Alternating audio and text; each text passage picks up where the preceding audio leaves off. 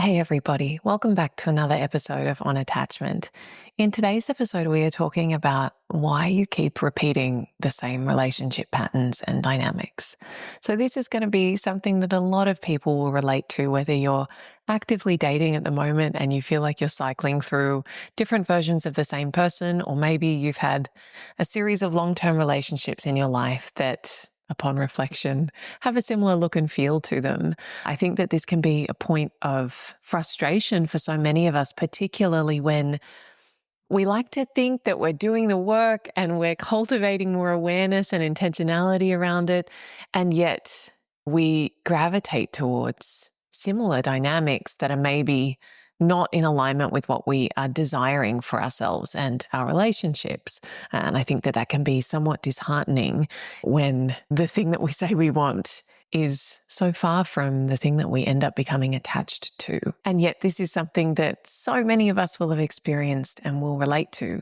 And so in today's episode, I want to dig into that a little more, why it is that we might be drawn to, we might gravitate towards people, feelings, dynamics, patterns that are not what we say we want, or that are not healthy, or that are not in service of our deeper desires around partnership. Maybe you keep finding yourself going after people who are really, really affectionate and loving at first and then suddenly ghost you, or you keep finding yourself in relationship with people who have a lot of unhealed trauma or other heavy burdens or untreated addiction, so many different things that, again, it's not like we're heading out into the world trying to find these kinds of patterns, and yet we might really consistently end up in them. And as I always say to people who kind of throw their hands up and say, I don't know why I keep attracting emotionally unavailable people, or I don't know why I keep attracting immature, avoidant, this, that, and the other, my response is always to turn the question around and ask, what is it within you that is drawn to these people? Because in most cases, connections are a two-way street, and we are part of that equation, right? We are drawn to people as well. Something within us lights up and goes, oh yes, I feel a spark there. I feel some attraction. I feel some intrigue, and I am drawn to that person.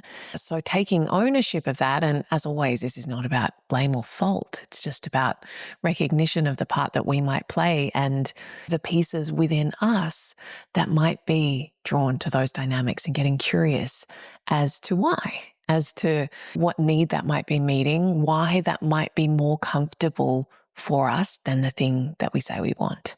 And ultimately, as a good rule of thumb, our reality will always reflect what the deeper parts of us feel is safe. Even if it's painful, sometimes uncomfortable and painful are actually more comfortable than the vulnerability of doing something differently. And that's what we're going to be digging into a bit today. So before we get into today's episode, a couple of quick reminders. For folks who are in or around London, I am going to be in town very soon. On the 13th of September, I'm holding an event in London.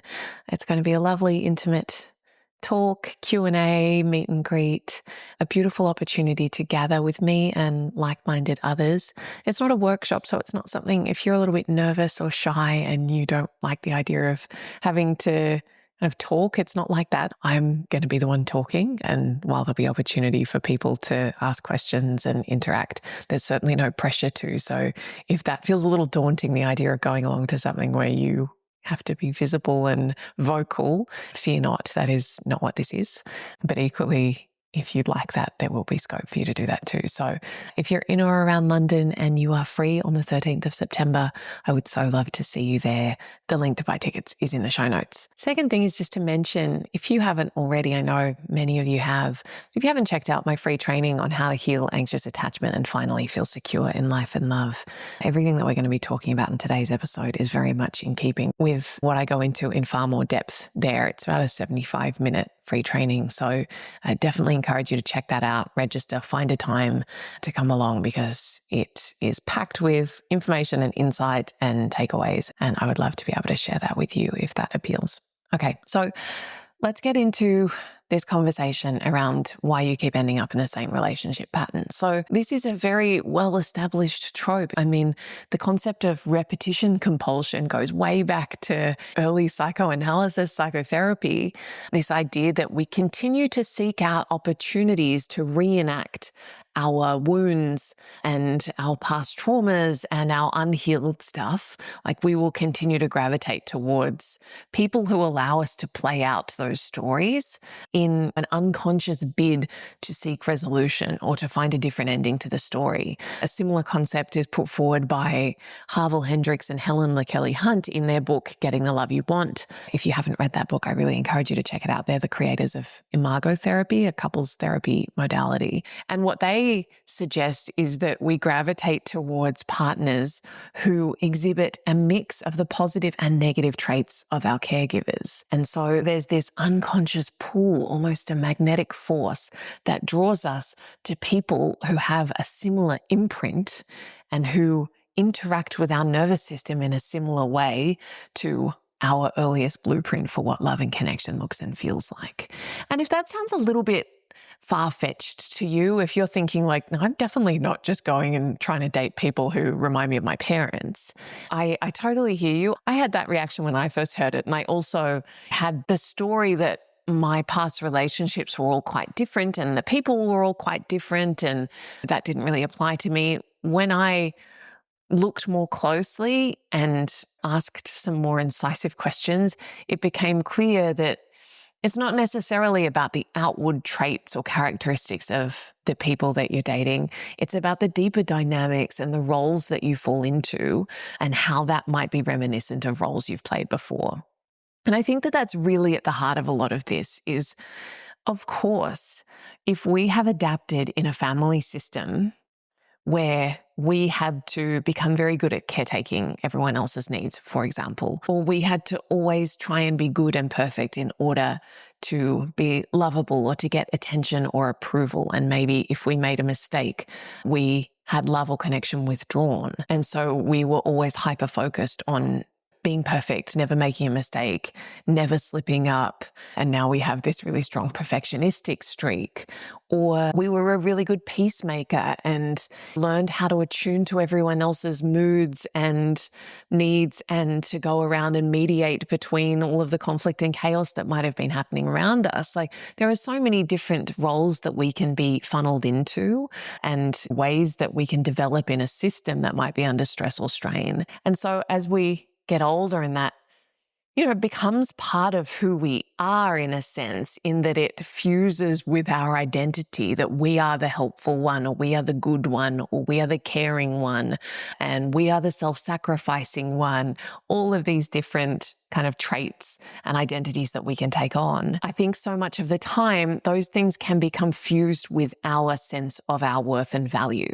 So if I have come to believe that my value resides in my ability to take care of everyone, my ability to not cause a fuss, not be difficult, to make myself easy to love by having no or low needs, all of these things, I think when they become intertwined with our sense of what makes me lovable, what makes me valuable to people, then it makes a lot of sense that we would end up in relationships where we get to play that out. Because on some level, we believe that that's what makes me lovable. That's what's going to earn me someone's love. And I'm really well adapted to functioning in an environment where that feels true. So if I then pursue a relationship with someone who's sometimes available, but sometimes not, sometimes really loving, but then sometimes really cold and aloof and confusing in their behavior, while a person with a different imprint to me might look at that and go, I'm not really up for that. That doesn't really work for me. I really value consistency in a partner, and so I'm not really interested in investing time and energy with someone who leaves me guessing.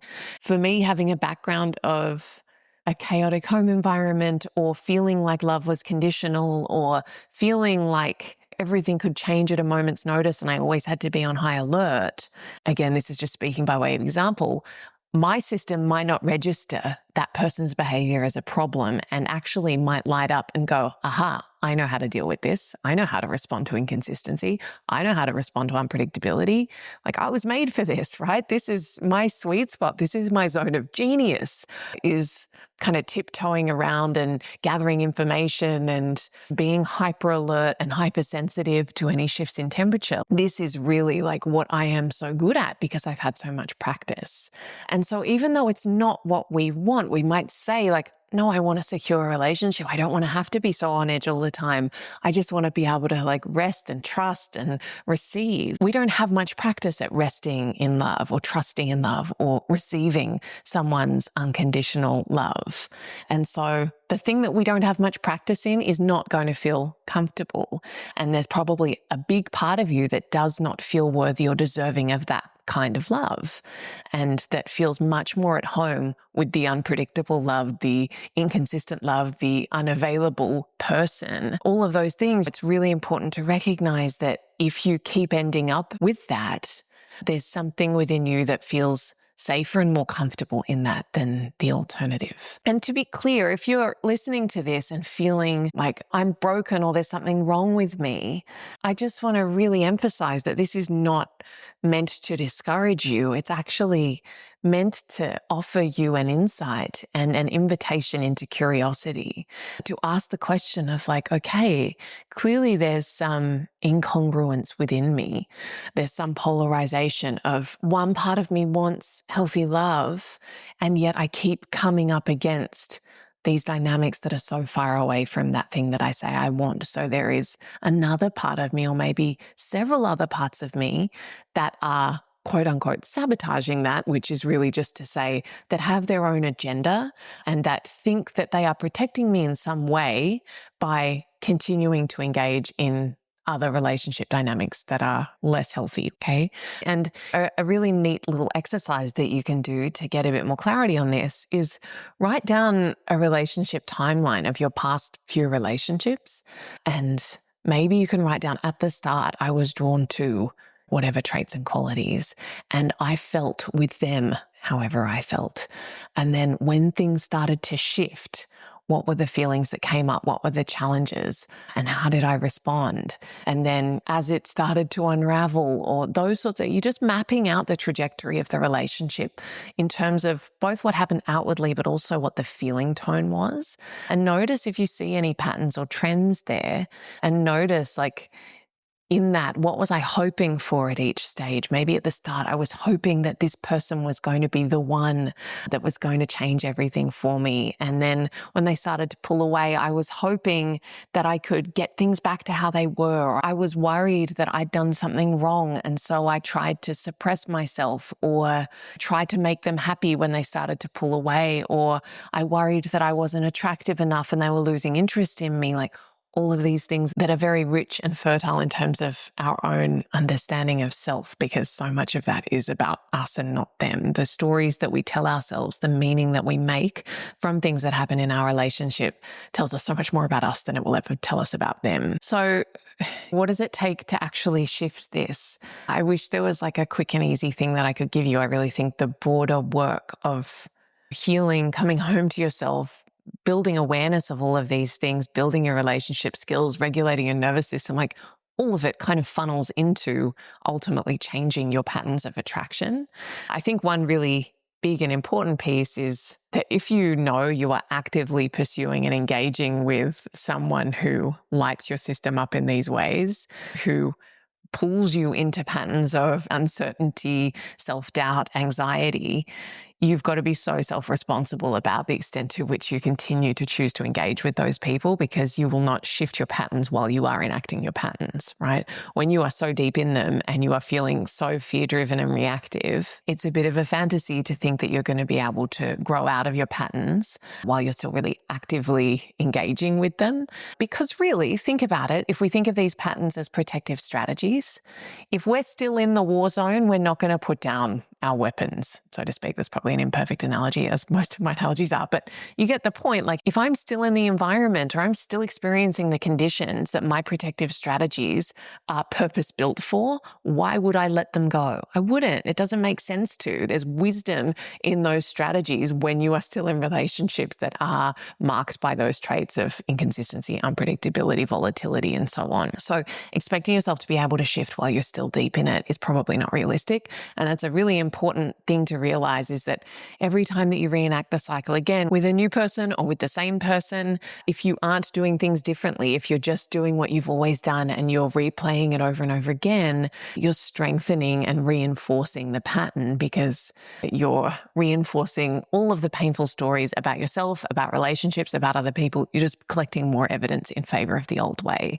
So there's got to be some self-responsibility and some agency that goes along with the awareness to say, like, okay, I've got to do things differently. I've got to turn left where previously I would have turned right. Like, I've got to actually take action in the direction of a new way if I want to shift this for myself.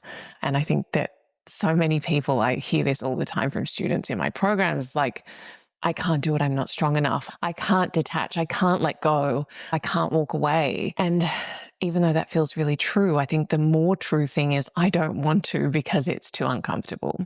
And I think when we can shift to a more honest thing, that then puts a spotlight on the agency and the self-responsibility, and it really holds a mirror up to the fact that we do have choice. It's just a hard choice to make.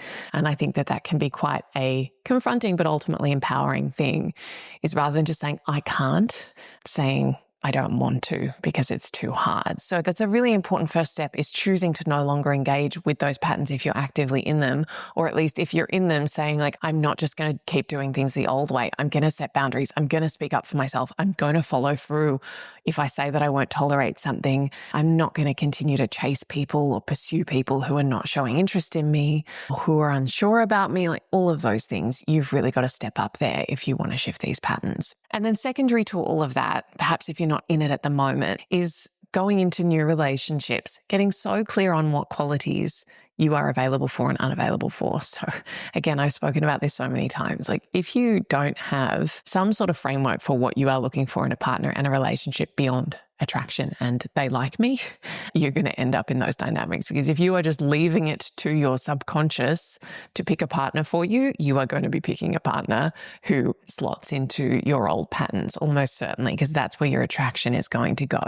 Now, this isn't to say that you have to pursue relationships with people who you feel zero attraction to. I think attraction is still important, of course, but it has to sit alongside more intentional assessments of compatibility and value alignment. So getting clear on, what are my values? How do I want my relationships to feel?